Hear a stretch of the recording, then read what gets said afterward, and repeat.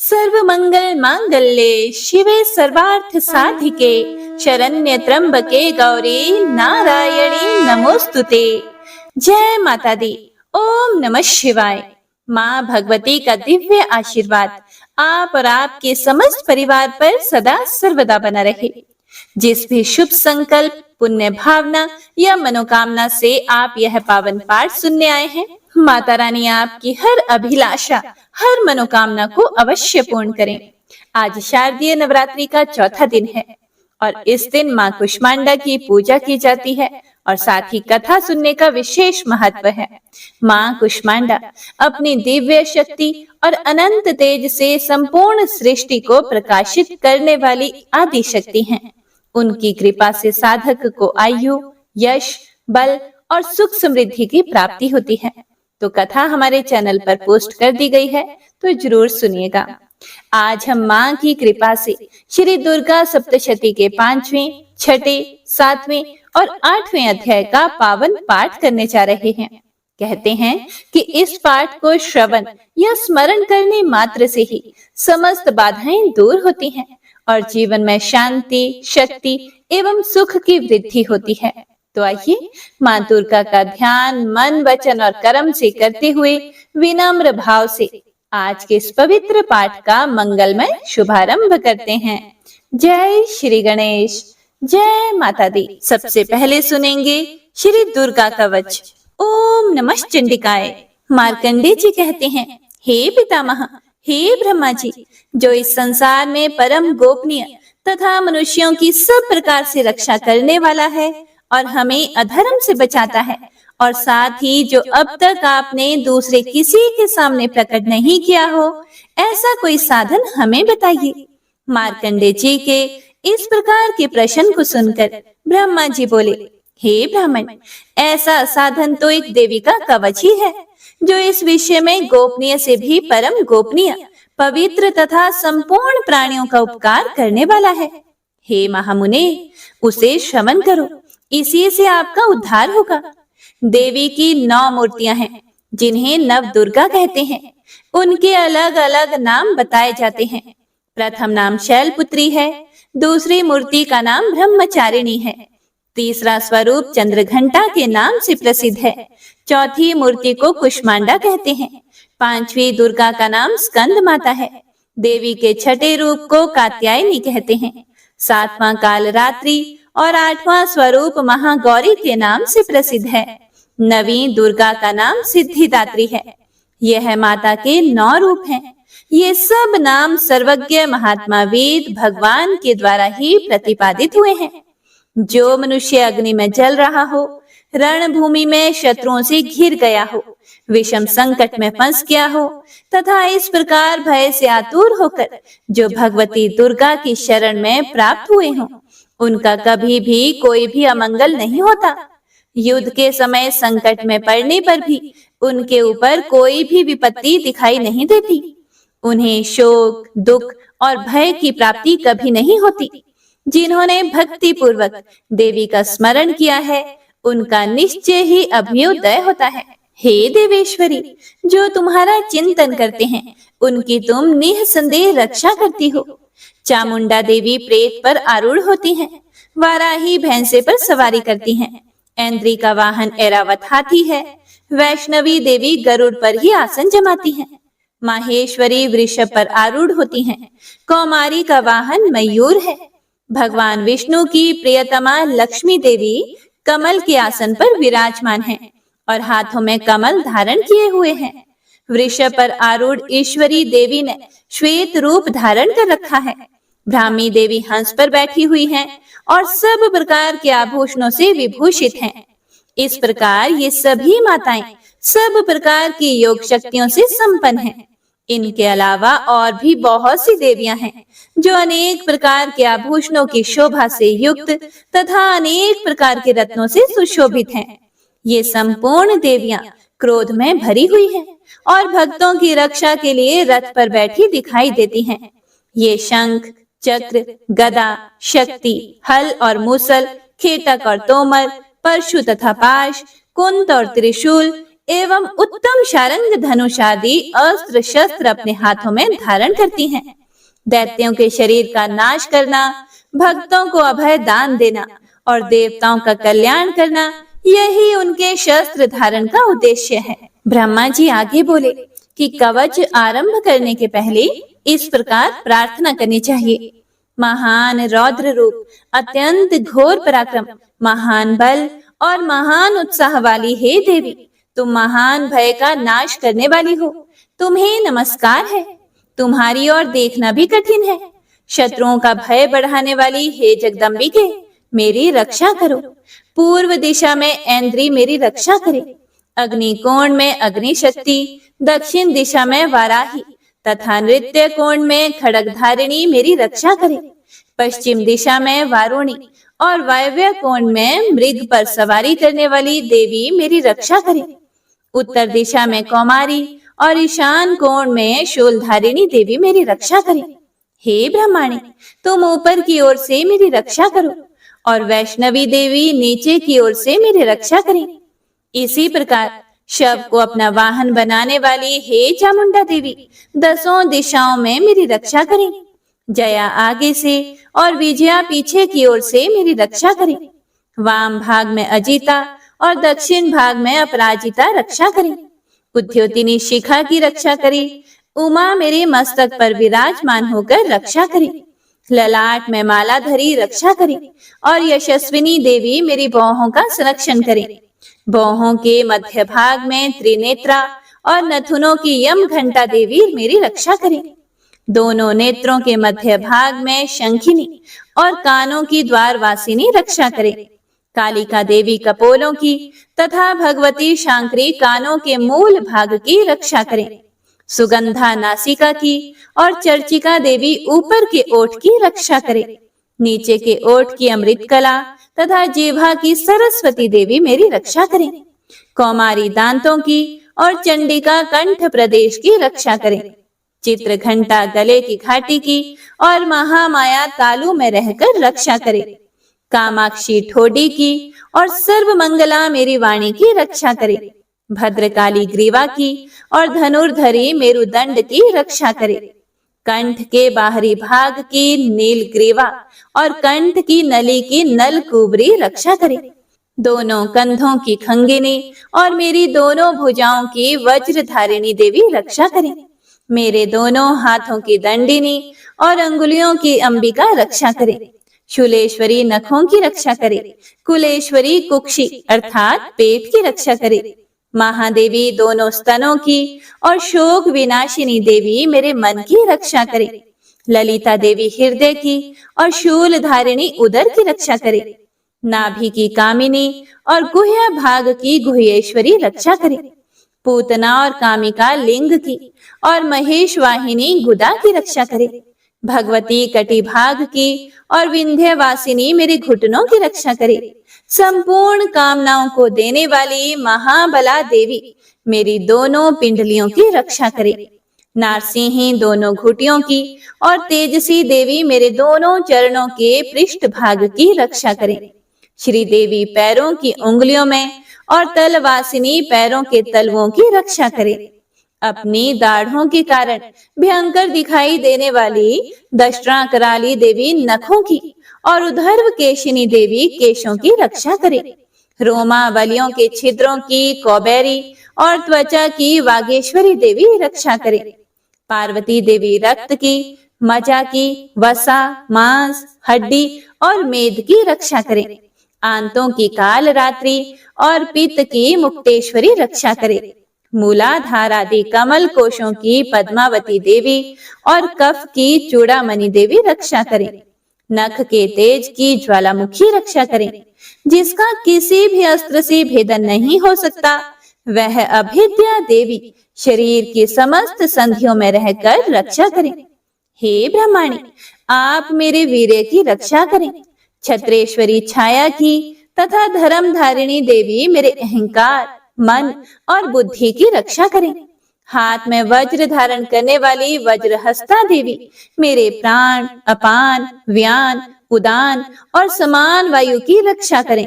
कल्याण से शोभित होने वाली हे भगवती कल्याण शोभना मेरे प्राण की रक्षा करें। रस, रूप, गंध, शब्द और स्पर्श इन विषयों का अनुभव करते समय योगिनी देवी रक्षा करे तथा सत्व गुण, रजोगुण और तमोगुण की रक्षा सदा नारायणी देवी करें। वाराही मेरी आयु की रक्षा करे, वैष्णवी धर्म की रक्षा करे तथा चक्रिणी अर्थात चक्र धारण करने वाली देवी यश, कीर्ति, लक्ष्मी, धन तथा विद्या की रक्षा करें। हे इंद्राणी, आप मेरे गोत्र की रक्षा करें। हे चंडिके, आप मेरे पशुओं की रक्षा करो। महालक्ष्मी पुत्रों की रक्षा करे और भैरवी पत्नी की रक्षा करे। मेरे पथ की सुपथा तथा मार्ग की क्षेम करी रक्षा करें। राजा के दरबार में महालक्ष्मी रक्षा करें तथा सब ओर व्याप्त रहने वाली विजया देवी संपूर्ण भयों से मेरी रक्षा करें। हे देवी, जो स्थान कवच में नहीं कहा गया है अतएव रक्षा से रहित है, वह सब आपके द्वारा सुरक्षित हो, क्योंकि आप विजयशालिनी और पाप नाशिनी हो। यदि अपने शरीर का भला चाहे तो मनुष्य बिना कवच के कहीं एक पग भी न जाए। कवच का पाठ करके ही यात्रा करे। कवच के द्वारा सब ओर से सुरक्षित मनुष्य जहाँ जहाँ भी जाता है वहाँ वहाँ उसे धन लाभ होता है तथा संपूर्ण कामनाओं की सिद्धि करने वाली विजय की प्राप्ति होती है। वह जिस जिस अभीष्ट वस्तु का चिंतन करता है उसको निश्चय ही प्राप्त कर लेता है। वह पुरुष इस पृथ्वी पर तुलना रहित महान ऐश्वर्य का भागी होता है। कवच से सुरक्षित मनुष्य निर्भय हो जाता है, युद्ध में उसकी पराजय नहीं होती तथा वह तीनों लोकों में पूजनीय होता है। देवी का यह कवच देवताओं के लिए भी दुर्लभ है। जो प्रतिदिन नियम पूर्वक तीनों संध्याओं के समय श्रद्धा के साथ इसका पाठ करता है उसे दैवी कला प्राप्त होती है तथा वह तीनों लोकों में कहीं भी पराजित नहीं होता। और इतना ही नहीं, वह अपमृत्यु अर्थात अकाल मृत्यु से रहित होकर 100 से भी अधिक वर्षों तक जीवित रहता है। मकरी, चेचक और कोढ़ आदि उसकी संपूर्ण व्याधियां नष्ट हो जाती हैं। कनेर, भांग, अफीम, धतूरे आदि का स्थावर विष, सांप और बिच्छू आदि के काटने से चढ़ा हुआ जंगम विष तथा अहिफीन और तेल के संयोग आदि से बनने वाला कृत्रिम विष, ये सभी प्रकार के विष दूर हो जाते हैं। उनका उन पे कोई भी असर नहीं होता। इस पृथ्वी पर मारण, मोहन आदि जितने भी अभिचारिक प्रयोग होते हैं तथा इस प्रकार के जितने भी मंत्र यंत्र होते हैं वे सब इस कवच को हृदय में धारण कर लेने पर उस मनुष्य को देखते ही नष्ट हो जाते हैं। और इतना ही नहीं, पृथ्वी पर विचरने वाले ग्राम देवता, आकाशचारी देव विशेष, जल के संबंध में प्रकट होने वाले गण, उपदेश मात्र से सिद्ध होने वाले निम्न कोटि के देवता, अपने जन्म के साथ प्रकट होने वाले देवता, कुल देवता, माला, डाकिनी, शाकिनी, अंतरिक्ष में विचरने वाली अत्यंत बलवती भयानक डाकिनियां, ग्रह, भूत, पिशाच, यक्ष, गंधर्व, राक्षस, ब्रह्म राक्षस, बेताल, कुष्मांड और भैरव आदि अनिष्टकारक देवता भी हृदय में कवच धारण किए रहने पर उस मनुष्य को देखते ही भाग जाते हैं। कवचधारी पुरुष को राजा से सम्मान वृद्धि प्राप्त होती है। यह कवच मनुष्य के तेज की वृद्धि करने वाला और उत्तम है। कवच का पाठ करने वाला पुरुष अपनी कीर्ति से विभूषित भूतल पर अपने सुयश के साथ साथ वृद्धि को प्राप्त होता है। जो पहले कवच का पाठ करके उसके बाद सप्तशती चंडी का पाठ करता है, उसकी जब तक वन, पर्वत और काननों सहित यह पृथ्वी टिकी रहती है तब तक यहाँ पुत्र, पौत्र आदि संतान परंपरा बनी रहती है। फिर देह का अंत होने पर वह पुरुष भगवती महामाया के प्रसाद से उस नित्य परम पद को प्राप्त होता है जो देवताओं के लिए भी दुर्लभ है। वह सुंदर दिव्य रूप धारण करता है और कल्याणमय शिव के साथ आनंद का भागी होता है। जय माता दी। हे प्रिय भक्तों, तो यह था श्री दुर्गा कवच। हे प्रिय भक्तों, तो आइए अब पूरे भक्ति भाव से अर्गला स्तोत्र का पाठ करते हैं। यह स्तोत्र अत्यंत शुभकारक और लाभप्रद है। ओम चंडिका देवी को नमस्कार है। मार्कंडे जी कहते हैं, जयंती, मंगला, काली, भद्रकाली, कपालिनी, दुर्गा, क्षमा, शिवा, धात्री, स्वाहा और स्वधा, इन नामों से प्रसिद्ध हे जगदम्बिके, तुम्हें मेरा नमस्कार हो। हे देवी चामुंडे, तुम्हारी जय हो। संपूर्ण प्राणियों की पीड़ा हरने वाली हे देवी, तुम्हारी जय हो। सभी में व्याप्त रहने वाली हे देवी, तुम्हारी जय हो। हे काल रात्रि, तुम्हें नमस्कार हो।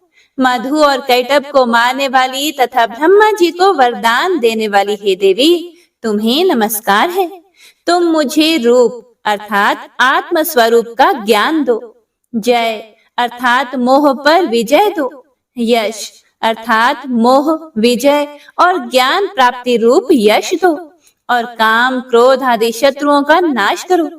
महिषासुर का नाश करने वाली तथा भक्तों को सुख देने वाली हे देवी, तुम्हें नमस्कार है। तुम रूप दो, जय दो, यश दो और काम, क्रोध आदि शत्रुओं का नाश करो। रक्त बीज का वध और चंड मुंड का विनाश करने वाली हे देवी, तुम रूप दो, जय दो, यश दो और काम, क्रोध आदि शत्रुओं का नाश करो। शुंभ और निशुंभ तथा धूम्रलोचन का मर्दन करने वाली हे देवी, तुम रूप दो, जय दो, यश दो और काम, क्रोध आदि शत्रुओं का नाश करो।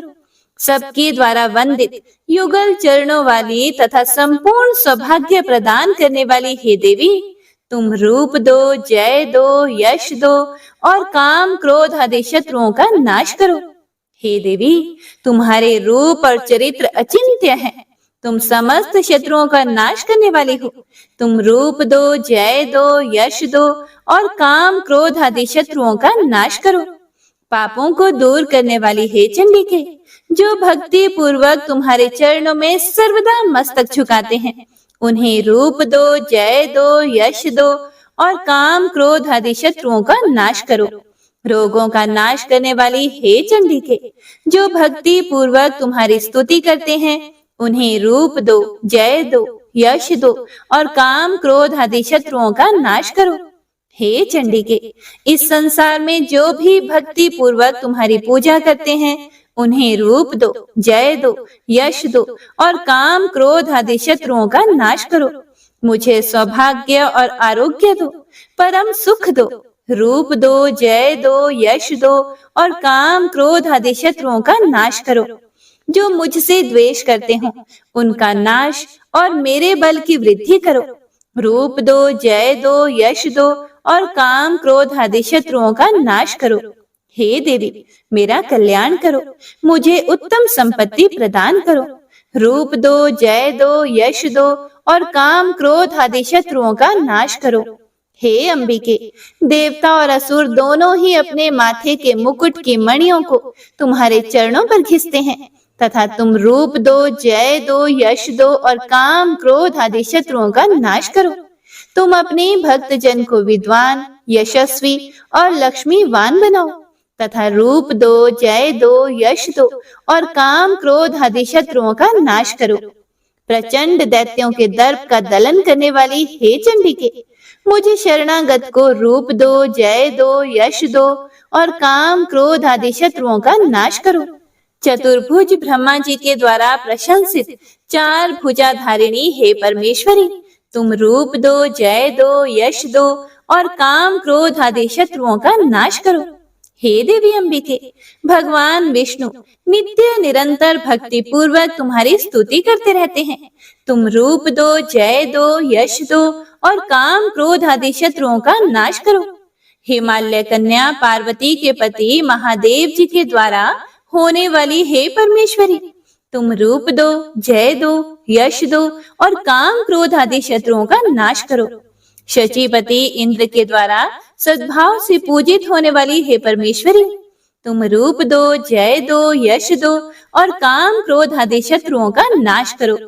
प्रचंड भुज दंडों वाले दैत्यों का घमंड चूर करने वाली हे देवी, तुम रूप दो, जय दो, यश दो और काम, क्रोध आदि शत्रुओं का नाश करो।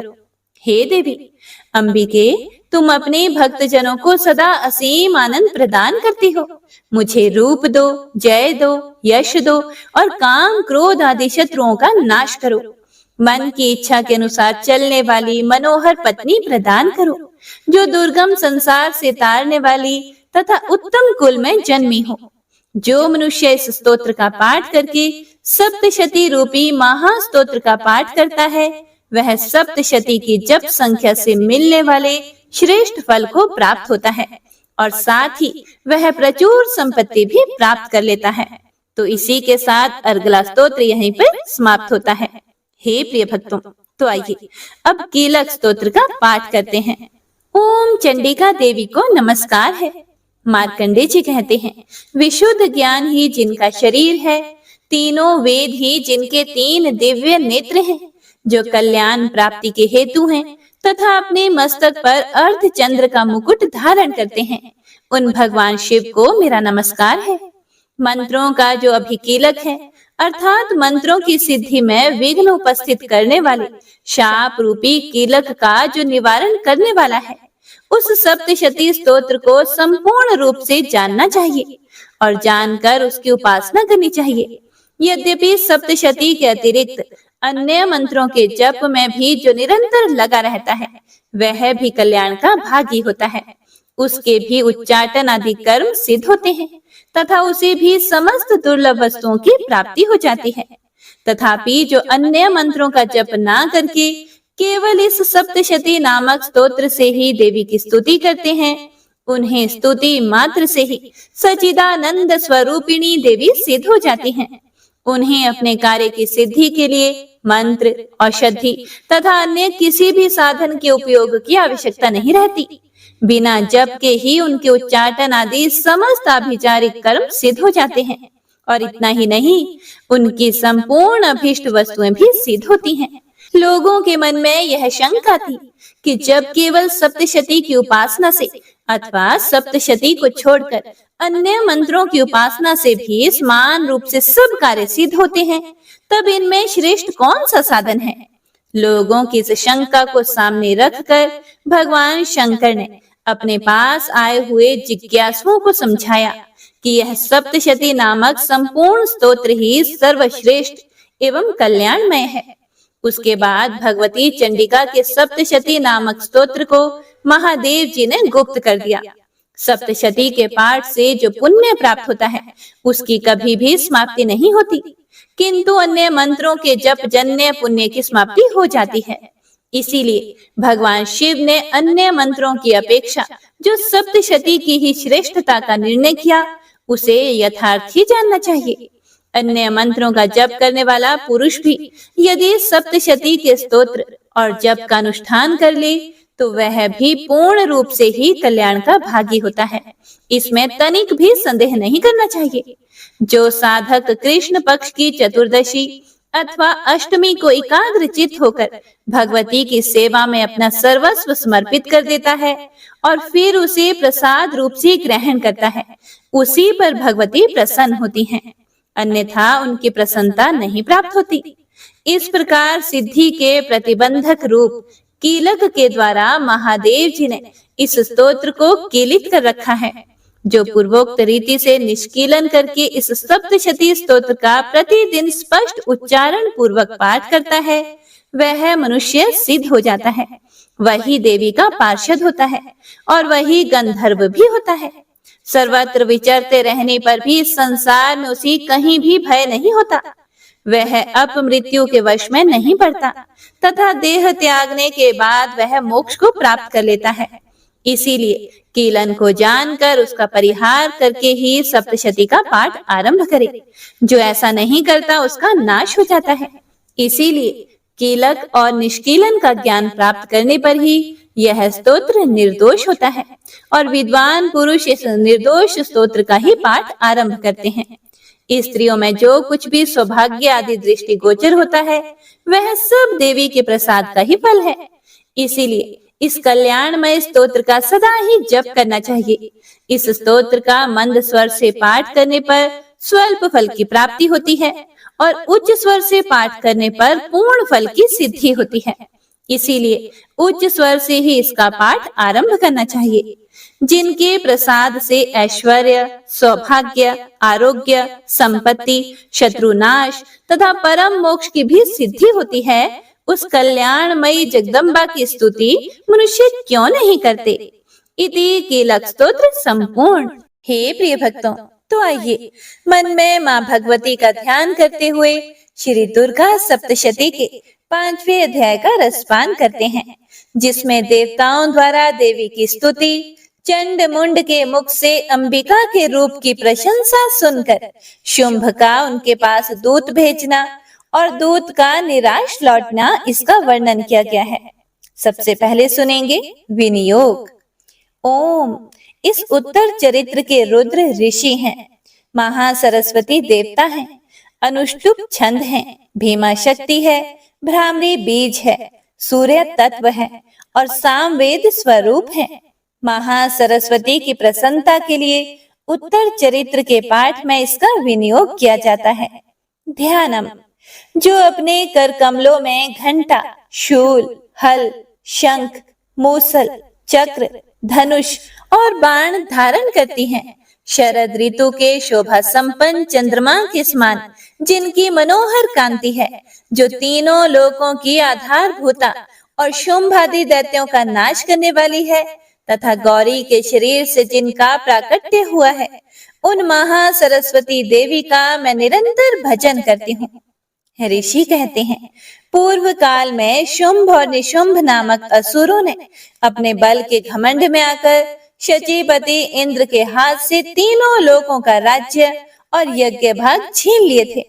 वे ही दोनों सूर्य, चंद्रमा, कुबेर, यम और वरुण के अधिकार का भी उपयोग करने लगे। वायु और अग्नि का कार्य भी वे ही करने लगे। उन दोनों ने सब देवताओं को अपमानित, राज्य भ्रष्ट, पराजित तथा अधिकारहीन करके स्वर्ग से निकाल दिया। उन दोनों महान असुरों से तिरस्कृत देवताओं ने अपराजिता देवी का स्मरण किया और सोचा कि जगदम्बा ने हम लोगों को वर दिया था कि आपत्ति काल में स्मरण करने पर मैं तुम्हारी सब आपत्तियों का तत्काल ही नाश कर दूंगी। ऐसा विचार करके देवता गिरिराज हिमालय पर गए और वहां भगवती विष्णु माया की स्तुति करने लगे। देवता बोले, हमारा देवी को नमस्कार है, महादेवी शिवा को सर्वदा हमारा नमस्कार है, प्रकृति एवं भद्रा को हमारा प्रणाम है।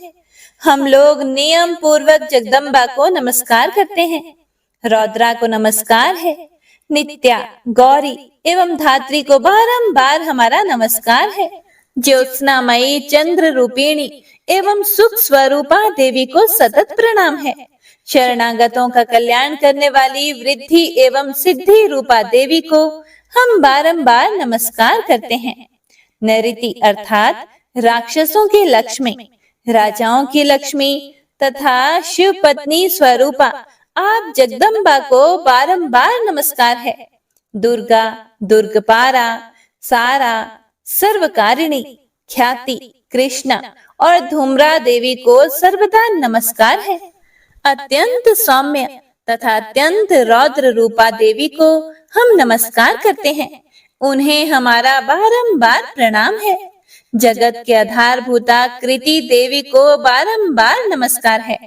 जो देवी सब प्राणियों में विष्णु माया के नाम से कही जाती है, उनको नमस्कार, उनको नमस्कार, उनको बारंबार नमस्कार है। जो देवी सब प्राणियों में चेतना कहलाती है, उनको नमस्कार, उनको नमस्कार, उनको बारंबार नमस्कार है। जो देवी सब प्राणियों में बुद्धि रूप से स्थित है, उनको हमारा बारंबार नमस्कार है। जो देवी सब प्राणियों में निद्रा रूप से स्थित है, उनको बारंबार नमस्कार। जो देवी सब प्राणियों में क्षुधा रूप से स्थित है, उनको नमस्कार, उनको बारंबार नमस्कार है। जो देवी सब प्राणियों में छाया रूप से स्थित है, उनको नमस्कार, उनको बारंबार नमस्कार है। जो देवी सब प्राणियों में शक्ति रूप से स्थित है, उनको नमस्कार, उनको बारंबार नमस्कार है। जो देवी सब प्राणियों में तृष्णा रूप से स्थित है, उनको नमस्कार, उनको बारंबार नमस्कार है। जो देवी सब प्राणियों में शांति अर्थात क्षमा रूप से स्थित है, उनको नमस्कार, उनको नमस्कार, उनको बारंबार नमस्कार है। जो देवी सब प्राणियों में जाति रूप से स्थित है, उनको हमारा बारंबार नमस्कार है। जो देवी सब प्राणियों में लज्जा रूप से स्थित है, उनको नमस्कार। जो देवी सब प्राणियों में शांति रूप से स्थित है, उनको हमारा बारंबार नमस्कार। जो देवी सब प्राणियों में श्रद्धा रूप से स्थित है, उनको नमस्कार, उनको हमारा बारंबार नमस्कार हो। जो देवी सब प्राणियों में कांति रूप से स्थित है, उनको नमस्कार, उनको हमारा बारंबार नमस्कार है। जो देवी सब प्राणियों में लक्ष्मी रूप से स्थित है, उनको हमारा बारंबार नमस्कार। जो देवी सब प्राणियों में वृत्ति रूप से स्थित है, उनको नमस्कार। जो देवी सब प्राणियों में स्मृति रूप से स्थित है, उनको नमस्कार, उनको बारंबार नमस्कार। जो देवी सब प्राणियों में दया रूप से स्थित है, उनको हमारा कोटि कोटि नमस्कार। जो देवी सब प्राणियों में दृष्टि रूप से स्थित है, उनको हमारा नमस्कार है। जो देवी सब प्राणियों में माता रूप से स्थित है, उनको नमस्कार, उनको नमस्कार, उनको बारंबार नमस्कार है। जो देवी सब प्राणियों में भ्रांति रूप से स्थित है, उनको नमस्कार, उनको नमस्कार, उनको बारंबार नमस्कार है। जो जीवों के इंद्रिय वर्ग की अधिष्ठात्री देवी एवं सब प्राणियों में सदा व्याप्त रहने वाली है, उन व्याप्ति देवी को बारंबार नमस्कार है। जो देवी चैतन्य रूप से इस संपूर्ण जगत को व्याप्त करके स्थित है, उनको नमस्कार, उनको नमस्कार, उनको बारंबार नमस्कार है। पूर्व काल में अपने अभीष्ट की प्राप्ति होने से देवताओं ने जिनकी स्तुति की तथा देवराज इंद्र ने बहुत दिनों तक जिनका सेवन किया, वह कल्याण की साधन भूता ईश्वरी हमारा कल्याण और मंगल करे तथा सारी आपत्तियों का नाश कर डाले। उदंड दैत्यों से सताए हुए हम सभी देवता जिन परमेश्वरी को इस समय नमस्कार करते हैं तथा जो भक्ति से विनम्र पुरुषों द्वारा स्मरण किए जाने पर तत्काल ही संपूर्ण विपत्तियों का नाश कर देती है, वे जगदम्बा हमारा संकट दूर करें। ऋषि कहते हैं कि हे राजन, इस प्रकार जब देवता स्तुति कर रहे थे, उस समय देवी पार्वती गंगा जी के जल में स्नान करने के लिए वहां आई हुई थी। उन सुंदर बोहों वाली भगवती ने देवताओं से पूछा, आप लोग यहाँ किसकी स्तुति करते हैं? तब उन्हीं के शरीर कोश से प्रकट हुई शिवा देवी बोली, शुंभ दैत्य से तिरस्कृत और युद्ध में निशुंभ से पराजित होकर यहाँ इकट्ठे हुए ये समस्त देवता यह मेरी ही स्तुति कर रहे हैं। पार्वती जी के शरीर कोश से अंबिका का प्रादुर्भाव हुआ था, इसीलिए वे समस्त लोकों में कौशिकी कही जाती हैं। कौशिकी के प्रकट होने के बाद पार्वती देवी का शरीर काले रंग का हो गया, इसीलिए वे हिमालय पर रहने वाली कालिका देवी के नाम से विख्यात हुई। उसके बाद शुंभ निशुंभ के भृत्य चंड मुंड वहां आए और उन्होंने परम मनोहर रूप धारण करने वाली अंबिका देवी को देखा। फिर वे शुंभ के पास जाकर बोले कि हे महाराज, एक अत्यंत मनोहर स्त्री है जो अपनी दिव्य कांति से हिमालय को प्रकाशित कर रही है। वैसा उत्तम रूप कहीं किसी ने भी नहीं देखा होगा। हे असुरेश्वर, पता लगाइए वह देवी कौन है और उसे ले लीजिए। स्त्रियों में तो वह रत्न है, उसका प्रत्येक अंग बहुत ही सुंदर है तथा वह अपने श्रीअंगों की प्रभा से संपूर्ण दिशाओं में प्रकाश फैला रही है। हे दैत्यराज, अभी वह हिमालय पर ही मौजूद है, आप उसे देख सकते हैं। हे प्रभु, तीनों लोकों में मणि, हाथी और घोड़े आदि जितने भी रत्न हैं, वे सब इस समय आपके घर में शोभा पाते हैं। हाथियों में रत्नभूत ऐरावत, यह पारिजात का वृक्ष और यह उच्च श्रवा घोड़ा, यह सब आपने इंद्र से ले लिया है। हंसों से जुता हुआ यह विमान भी आपके आंगन में शोभा पाता है। यह रत्नभूत अद्भुत विमान जो पहले ब्रह्मा जी के पास था, अब आपके पास यहाँ लाया गया है। यह महापद्म नामक निधि आप कुबेर से छीन लाए हैं। समुद्र ने भी आपको माला भेंट की है, जो केसरों से सुशोभित है और जिसके कमल कभी भी कुम्हलाते नहीं हैं। स्वर्ण की वर्षा करने वाला वरुण का छत्र भी आपके घर में शोभा पाता है, तथा यह श्रेष्ठ रथ जो पहले प्रजापति के अधिकार में था, अब आपके पास मौजूद है। हे दैत्येश्वर, मृत्यु की उत्क्रांतिता नाम वाली शक्ति भी आपने छीन ली है, तथा वरुण का पाश और समुद्र में होने वाले सब प्रकार के रत्न आपके भाई निशुंभ के अधिकार में है। अग्नि ने भी स्वतः शुद्ध किए हुए 2 वस्त्र आपकी सेवा में अर्पित किए हैं। हे दैत्यराज, इस प्रकार सभी रत्न आपने इकट्ठे कर लिए हैं, परंतु जो यह स्त्रियों में रत्न रूप कल्याणमयी देवी है, इसे आप क्यों नहीं अपने अधिकार में कर लेते? ऋषि कहते हैं, चंड मुंड का यह वचन सुनकर शुंभ ने महादैत्य सुग्रीव को दूत बनाकर देवी के पास भेजा और उनसे कहा, तुम मेरी आज्ञा से उसके सामने ये बातें कहना और ऐसा उपाय करना जिससे प्रसन्न होकर वह शीघ्र ही यहाँ आ जाए।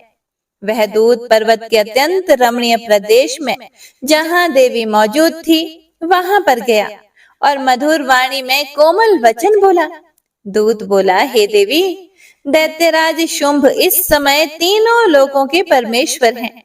मैं उन्हीं का भेजा हुआ दूत हूँ और यहाँ आपके ही पास आया हूँ। उनकी आज्ञा सदा सब देवता एक स्वर से मानते हैं, कोई भी उसका उल्लंघन नहीं कर सकता। वे संपूर्ण देवताओं को परास्त कर चुके हैं। उन्होंने आपके लिए जो संदेश दिया है उसे सुनो। संपूर्ण त्रिलोकी मेरे अधिकार में है, देवता भी मेरी आज्ञा के अधीन चलते हैं। संपूर्ण यज्ञों के भागों को मैं ही पृथक पृथक भोगता हूँ। तीनों लोकों में जितने भी श्रेष्ठ रत्न हैं, वे सब मेरे अधिकार में है। देवराज इंद्र का वाहन ऐरावत, जो हाथियों में रत्न के समान है, उसे मैंने छीन लिया है। क्षीर सागर का मंथन करने से जो अश्व रत्न उजय श्रवा प्रकट हुआ था, उसे देवताओं ने मेरे पैरों पर पड़कर समर्पित किया है। हे सुंदरी, उनके सिवा और भी जितने रत्न भूत पदार्थ देवताओं, गंधर्वों और नागों के पास थे, वे सब मेरे ही पास आ गए हैं। देवी, हम लोग आपको संसार की स्त्रियों में रत्न मानते हैं, इसीलिए तुम हमारे पास आ जाओ, क्योंकि रत्नों का उपभोग करने वाले हम ही हैं। चंचल कटाक्षों वाली हे सुंदरी, तुम मेरी या मेरे भाई महापराक्रमी निशुंभ की सेवा में आ जाओ, क्योंकि तुम रत्न स्वरूपा हो। मेरा वरण करने से तुम्हें तुलना रहित महान ऐश्वर्य की प्राप्ति होगी। अपनी बुद्धि से यह विचार करके तुम मेरी पत्नी बन जाओ। हे प्रिय भक्तों, ऋषि आगे कहते हैं कि दूत के ऐसे वचन कहने पर कल्याणमयी भगवती दुर्गा देवी, जो इस जगत को धारण करती है, मन ही मन गंभीर भाव से मुस्कुराई और इस प्रकार बोली। देवी ने कहा, हे दूत, तुमने सत्य कहा है, इसमें बिल्कुल भी संशय नहीं है। शुंभ तीनों लोकों का स्वामी है और निशुंभ भी उसी के समान पराक्रमी है। लेकिन इस विषय में मैंने जो प्रतिज्ञा कर ली है, उसे मिथ्या कैसे करूं? मैंने अपनी अल्प बुद्धि के कारण पहले से जो प्रतिज्ञा कर रखी है, तुम उसे सुनो। जो मुझे संग्राम में जीत लेगा, जो मेरे अभिमान को चूर्ण कर देगा, तथा संसार में जो मेरे समान बलवान होगा, वही मेरा स्वामी होगा। इसीलिए शुंभ अथवा महादैत्य निशुंभ स्वयं ही यहाँ पधारे और मुझे जीतकर शीघ्र ही मेरा पानी ग्रहण कर ले। इसमें विलंब की क्या आवश्यकता है? दूत बोला कि हे देवी, तुम घमंड में भरी हुई हो, मेरे सामने ऐसी बातें ना करो। तीनों लोकों में कौन ऐसा पुरुष है जो शुंभ निशुंभ के सामने खड़ा हो सके? हे देवी, अन्य दैत्यों के सामने भी सारे देवता युद्ध में नहीं ठहर सकते, फिर तुम अकेली स्त्री होकर कैसे ठहर सकती हो? जिन शुंभ आदि दैत्यों के सामने इंद्र आदि सब देवता भी युद्ध में खड़े नहीं हुए, उनके सामने तुम स्त्री होकर कैसे जाओगे भला? इसीलिए तुम मेरे ही कहने से शुंभ निशुंभ के पास चली चलो। ऐसा करने से तुम्हारे गौरव की रक्षा होगी, अन्यथा जब वे केश पकड़कर घसीटेंगे तब तुम्हें अपनी प्रतिष्ठा खोकर जाना ही पड़ेगा। देवी ने कहा, तुम्हारा कहना ठीक है। शुंभ बलवान है और निशुंभ भी बड़े पराक्रमी है, किंतु मैं क्या करूं? मैंने पहले ही बिना सोचे समझे प्रतिज्ञा कर ली है। इसीलिए अब तुम जाओ, मैंने तुमसे जो कुछ भी कहा है वह सब दैत्यराज से आदर पूर्वक कहना, फिर वे जो उचित जान पड़े वह करें। जय माता दी। हे प्रिय भक्तों, इस प्रकार श्री मार्कंडेय पुराण में सावर्णिक मनवंतर की कथा के अंतर्गत देवी महात्म्य में देवी दूत संवाद नामक 5वां अध्याय पूरा हुआ। अब सुनते हैं श्री दुर्गा सप्तशती का 6वां अध्याय, जिसमें धूम्रलोचन वध का वर्णन किया गया है। ध्यानम। मैं सर्वज्ञेश्वर भैरव के अंक में निवास करने वाली परमोत्कृष्ट पद्मावती देवी का चिंतन करती हूँ। वे नागराज के आसन पर बैठी हुई हैं। नागों के फणों में सुशोभित होने वाली मणियों की विशाल माला से उनकी देहलता उद्भासित हो रही है। सूर्य के समान उनका तेज है। 3 नेत्र उनकी शोभा बढ़ा रहे हैं। वे हाथों में माला, कुंभ, कपाल और कमल लिए हुए हैं तथा उनके मस्तक में अर्ध चंद्र का मुकुट सुशोभित है। ऋषि कहते हैं, देवी का यह कथन सुनकर दूत को बड़ा अमर्ष हुआ और उसने दैत्यराज के पास जाकर सब समाचार विस्तार पूर्वक कह सुनाया। दूत के उस वचन को सुनकर दैत्यराज कुपित हो उठा और दैत्य सेनापति धूम्रलोचन से बोला कि हे धूम्रलोचन, तुम जल्दी अपनी सेना साथ लेकर जाओ और उस दुष्टा के केश पकड़कर घसीटते हुए उसे बलपूर्वक यहाँ ले आओ।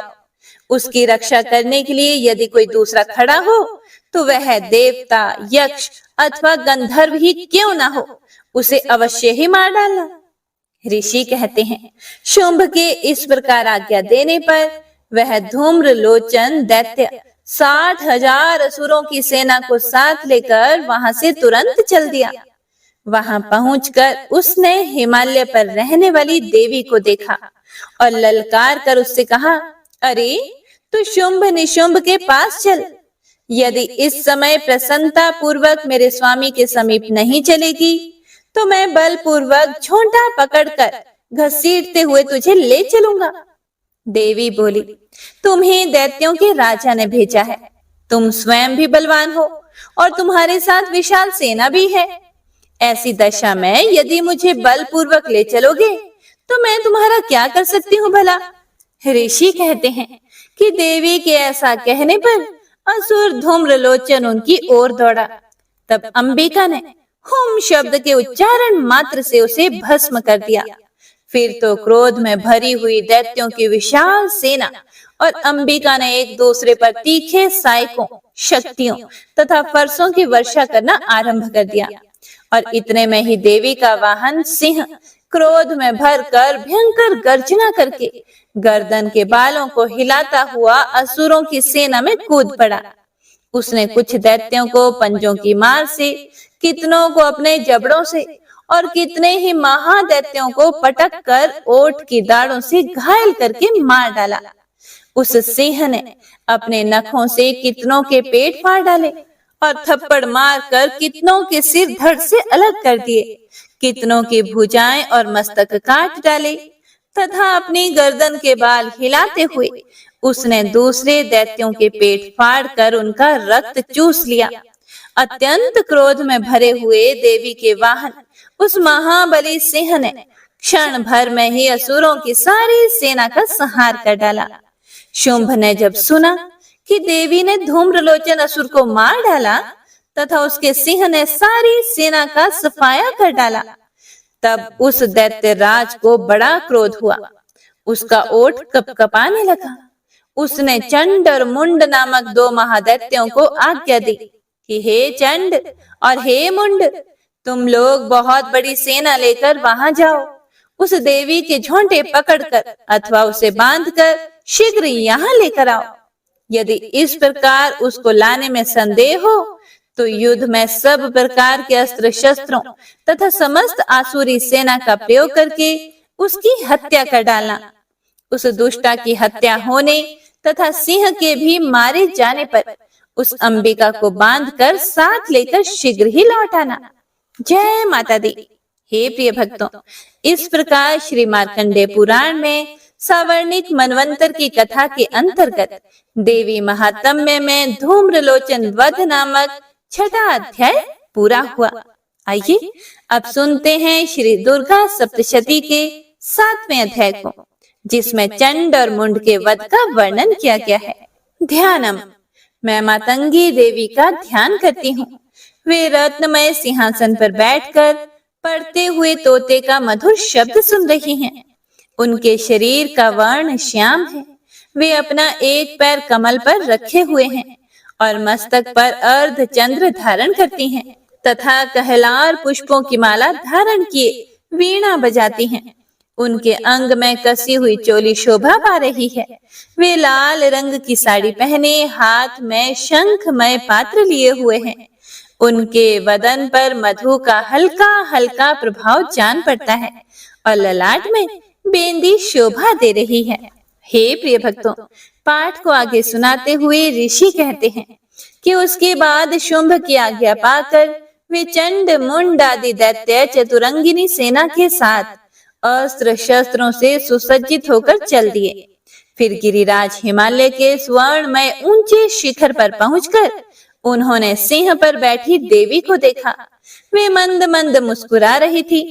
उन्हें देखकर दैत्य लोग तत्परता से पकड़ने का उद्योग करने लगे। किसी ने धनुष तान लिया, किसी ने तलवार संभाली और कुछ लोग देवी के पास आकर खड़े हो गए। तब अंबिका ने उन शत्रुओं के प्रति बड़ा क्रोध किया। उस समय क्रोध के कारण उनका मुख काला पड़ गया, ललाट में भौहें टेढ़ी हो गई और वहां से तुरंत विकराल मुखी काली प्रकट हुई, जो तलवार और पाश लिए हुए थी। वे विचित्र खड़वांग धारण किए और चीते के चर्म की साड़ी पहने नरमुंडों की माला से विभूषित थी। उनके शरीर का मांस सूख गया था, केवल हड्डियों का ढांचा था, जिससे वे अत्यंत भयंकर जान पड़ती थी। उनका मुख बहुत विशाल था। जीभ लपलपाने के कारण वे और भी डरावनी प्रतीत होती थी। उनकी आंखें भीतर को धंसी हुई और कुछ लाल थी। वे अपनी भयंकर गर्जना से संपूर्ण दिशाओं को गुंजा रही थी।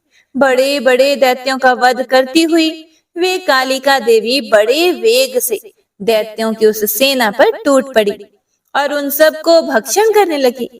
वे पार्श्व रक्षकों, अंकुशधारी महावतों, योद्धाओं और घंटा सहित कितने ही हाथियों को एक ही हाथ से पकड़कर मुंह में डाल लेती थी।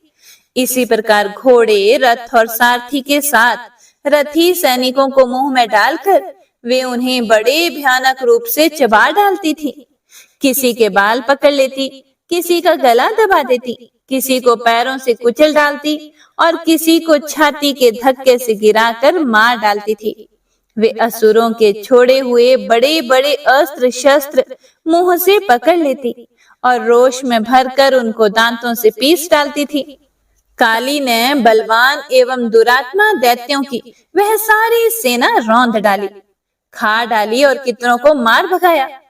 कोई तलवार के घाट उतारे गए, कोई खटवांग से पीटे गए और कितने ही असुर दांतों के अग्रभाग से कुचले जाकर मृत्यु को प्राप्त हुए। हे प्रिय भक्तों, इस प्रकार देवी ने असुरों की उस सारी सेना को क्षण भर में मार गिराया। यह देखकर चंडून अत्यंत भयानक काली देवी की ओर दौड़ा तथा महादैत्य मुंड ने भी अत्यंत भयंकर बाणों की वर्षा से तथा हजारों बार चलाए हुए चक्रों से उन भयानक नेत्रों वाली देवी को आच्छादित कर दिया। वे अनेकों चक्र देवी के मुख में समाते हुए ऐसे जान पड़े कि मानो सूर्य के बहुतेरे मंडल बादलों के उदर में प्रवेश कर रहे हों। तब भयंकर गर्जना करने वाली काली ने अत्यंत रोष में भरकर विकट अट्टहास किया। उस समय उनके विकराल वदन के भीतर कठिनता से देखे जा सकने वाले दांतों की प्रभा से वे अत्यंत उज्जवल दिखाई देती थी। देवी ने बहुत बड़ी तलवार हाथ में लेकर हम का उच्चारण करके चंड पर धावा किया और उसके केश पकड़कर उसी तलवार से उसका मस्तक काट डाला। चंड को मारा गया देखकर मुंड भी देवी की ओर दौड़ा। तब देवी ने रोष में भरकर उसे भी तलवार से घायल करके धरती पर सुला दिया। महापराक्रमी चंड और मुंड को मारा गया देखकर मरने से बची हुई बाकी सेना भय से व्याकुल होकर चारों ओर भाग गई। उसके बाद काली ने चंड और मुंड का मस्तक हाथ में लेकर चंडिका के पास जाकर प्रचंड अट्टहास करते हुए कहा कि देवी, मैंने चंड और मुंड नामक इन दो महापशुओं को तुम्हें भेंट किया है। अब युद्ध यज्ञ में तुम शुंभ और निशुंभ का स्वयं ही वध करना। ऋषि कहते हैं, वहां लाए हुए उन चंड मुंड नामक महादैत्यों को देखकर कल्याणमयी चंडी ने काली से मधुर वाणी में कहा कि हे देवी, तुम चंड और मुंड को लेकर मेरे पास आई हो, इसीलिए संसार में चामुंडा के नाम से तुम्हारी ख्याति होगी। जय माता दी। हे प्रिय भक्तों, इस प्रकार श्री मार्कंडेय पुराण में सावर्णिक मनवंतर की कथा के अंतर्गत देवी महात्म्य में चंड मुंड वध नामक 7वां अध्याय पूरा हुआ। तो आइए अब सुनते हैं श्री दुर्गा सप्तशती का 8वां अध्याय, जिसमें रक्त बीज वध का वर्णन किया गया है। सबसे पहले ध्यानम। मैं अणिमा आदि सिद्धिमय किरणों से आवृत भवानी का ध्यान करती हूँ। उनके शरीर का रंग लाल है, नेत्रों में करुणा लहरा रही है तथा हाथों में पाश, अंकुश, बाण और धनुष शोभा पाते हैं। ऋषि कहते हैं, चंड और मुंड नामक दैत्यों के मारे जाने तथा बहुत सी सेना का संहार हो जाने पर दैत्यों के राजा प्रतापी शुंभ के मन में बड़ा क्रोध हुआ और उसने दैत्यों की संपूर्ण सेना को युद्ध के लिए कूच करने की आज्ञा दे दी। वह बोला कि आज उदय युद्ध नाम के 86 दैत्य सेनापति अपनी सेनाओं के साथ युद्ध के लिए प्रस्थान करें। कंबू नाम वाले दैत्यों के 84 सेना नायक अपनी वाहिनी से घिरे हुए यात्रा करें। 50 कोटि वीर्य कुल के और 100 धूम्र कुल के असुर सेनापति मेरी आज्ञा से सेना सहित कूच करें। कालक, मौर्य और काल के असुर भी युद्ध के लिए तैयार होकर मेरी आज्ञा से तुरंत प्रस्थान करें। भयानक शासन करने वाला असुर राज शुंभ इस प्रकार आज्ञा देकर सहस्त्रों बड़ी बड़ी सेनाओं के साथ युद्ध के लिए प्रस्थित हुआ। उसकी अत्यंत भयंकर सेना आती देखकर चंडिका ने अपने धनुष के टंकार से पृथ्वी और आकाश के बीच का भाग गुंजा दिया। हे राजन, उसके बाद देवी के सिंह ने भी बड़े जोर जोर से दहाड़ना आरंभ किया। फिर अंबिका ने घंटे के शब्द से उस ध्वनि को और भी बढ़ा दिया। धनुष की टंकार, सिंह की दहाड़ और घंटे की ध्वनि से संपूर्ण दिशाएं गूंज उठी। उस भयंकर शब्द से काली ने अपने विकराल मुख को और भी बढ़ा लिया तथा इस प्रकार वे विजयिनी हुई। उस तुमुल नाद को सुनकर दैत्यों की सेनाओं ने चारों ओर से आकर चंडिका देवी, सिंह तथा काली देवी को क्रोध पूर्वक घेर लिया। हे राजन, इसी बीच में असुरों के विनाश तथा देवताओं के अभ्युदय के लिए ब्रह्मा, शिव, कार्तिकेय, विष्णु तथा इंद्र आदि देवताओं की शक्तियां, जो अत्यंत पराक्रम और बल से संपन्न थी, उनके शरीरों से निकलकर उन्हीं के रूप में चंडिका देवी के पास गई। जिस देवता का जैसा रूप, जैसी वेशभूषा और जैसा वाहन है, ठीक वैसे ही साधनों से संपन्न होकर उसकी शक्ति असुरों से युद्ध करने के लिए आई। सबसे पहले हंस युक्त विमान पर बैठी हुई अक्षसूत्र और कमंडलू से सुशोभित ब्रह्मा जी की शक्ति उपस्थित हुई, जिसे ब्रह्माणी कहते हैं। महादेव जी की शक्ति वृषभ पर आरूढ़ होकर हाथों में श्रेष्ठ त्रिशूल धारण किए, महानाग का कंकण पहने, मस्तक में चंद्र रेखा से विभूषित होकर वहां पहुंचे। हे प्रिय भक्तों, कार्तिकेय जी की शक्ति रूपा जगदम्बिका उन्हीं का रूप धारण किए श्रेष्ठ मयूर पर आरूढ़ होकर हाथ में शक्ति लिए दैत्यों से युद्ध करने के लिए आई। इसी प्रकार भगवान विष्णु की शक्ति गरुड़ पर विराजमान होकर शंख, चक्र, गदा, शरंग, धनुष तथा खड़ग हाथ में लिए वहां आई। अनुपम यज्ञ वाराह का रूप धारण करने वाले श्री हरि की जो शक्ति है, वह भी वाराह शरीर धारण करके वहां उपस्थित हुई। नरसिंह शक्ति भी नृसिंह के समान शरीर धारण करके वहां आई। उसकी गर्दन के बालों के झटके से आकाश के तारे बिखरे पड़ते थे। इसी प्रकार इंद्र की शक्ति वज्र हाथ में लिए गजराज रावत पर बैठ कर आई। उसके भी सहस्त्र नेत्र थे। इंद्र का जैसा रूप है वैसा ही उसका भी था। उसके बाद उन देव शक्तियों से घिरे हुए महादेव जी ने चंडिका से कहा कि मेरी प्रसन्नता के लिए तुम शीघ्र ही इन असुरों का संहार करो। तब देवी के शरीर से अत्यंत भयानक और परम उग्र चंडिका शक्ति प्रकट हुई, जो सैकड़ों गिदड़ियों की भांति आवाज करने वाली थी। उस अपराजिता देवी ने धूमिल जटा वाले महादेव जी से कहा कि हे भगवान, आप शुंभ निशुंभ के पास दूत बनकर जाइए और उन अत्यंत गर्वीले दानव शुंभ एवं निशुंभ दोनों से कहिए, और साथ ही उनके अतिरिक्त भी जो दानव युद्ध के लिए वहां उपस्थित हों, उनको भी यह संदेश दीजिए कि हे दैत्यों, यदि तुम जीवित रहना चाहते हो तो पाताल को लौट जाओ। इंद्र को त्रिलोकी का राज्य मिल जाए और देवता यज्ञ भाग का उपभोग करें। यदि बल के घमंड में आकर तुम युद्ध की अभिलाषा रखते हो तो आ जाओ। मेरी योगिनियां तुम्हारे कच्चे मांस से तृप्त हो। चूंकि उस देवी ने भगवान शिव को दूत के कार्य में नियुक्त किया था, इसीलिए वह शिव दूती के नाम से संसार में विख्यात हुई। वे महादैत्य भी भगवान शिव के मुंह से देवी के वचन सुनकर क्रोध में भर गए और जहां कात्यायनी विराजमान थी उस ओर बढ़े। उसके बाद वे दैत्य अमर्ष में भरकर पहले ही देवी के ऊपर बाण, शक्ति और रिष्टि आदि अस्त्रों की वृष्टि करने लगे। तब देवी ने भी खेल ही खेल में धनुष की टंकार की और उससे छोड़े हुए बड़े बड़े बाणों द्वारा दैत्यों के चलाए हुए बाण, शूल, शक्ति और फरसों को काट डाला। फिर काली उनके आगे होकर शत्रुओं को शूल के प्रभाव से विदीर्ण करने लगी और खटवांग से उनका कुचम्बर निकालती हुई रणभूमि में विचरने लगी। ब्राह्मणी भी जिस जिस ओर दौड़ती उसी ओर अपने कमंडलू का जल छिड़क कर शत्रुओं के ओज और पराक्रम को नष्ट कर देती थी।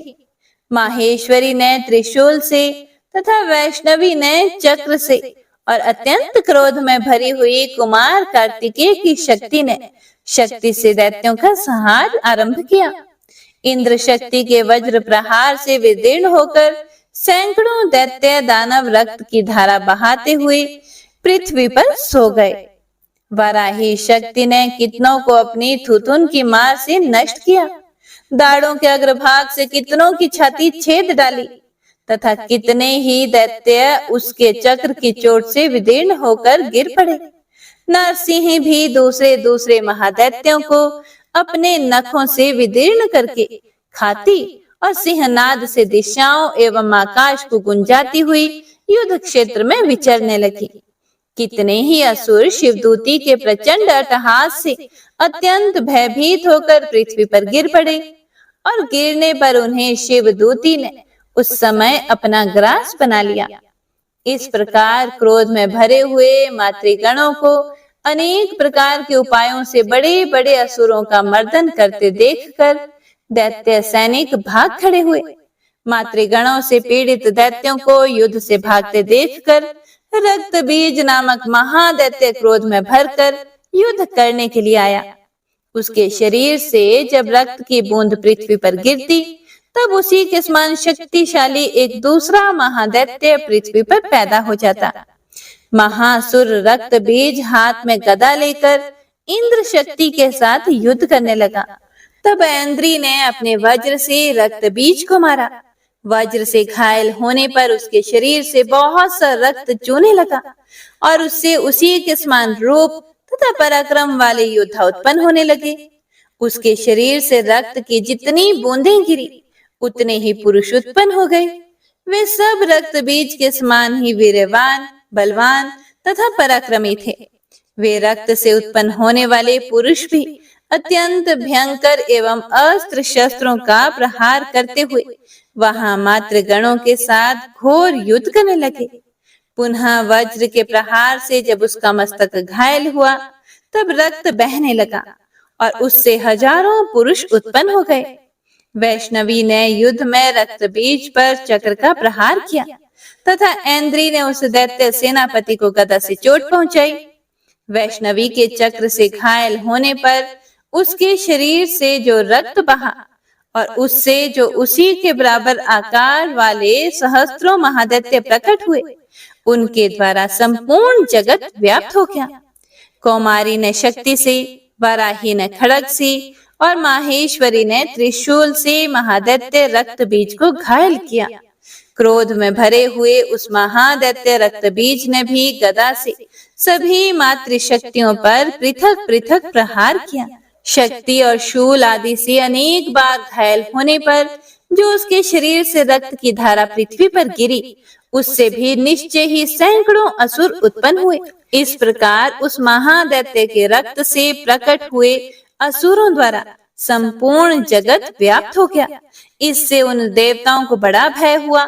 देवताओं को दास देखकर चंडिका ने काली से शीघ्रता पूर्वक कहा कि हे चामुंडे, तुम अपना मुख और भी फैलाओ तथा मेरे शस्त्र पात से गिरने वाले रक्त बिंदुओं और उनसे उत्पन्न होने वाले महादैत्यों को तुम अपने इस उतावले मुख से खा जाओ।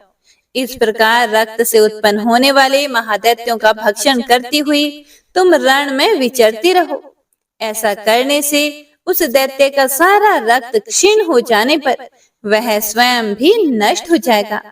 उन भयंकर दैत्यों को जब तुम खा जाओगी, तब दूसरे नए दैत्य उत्पन्न नहीं हो सकेंगे।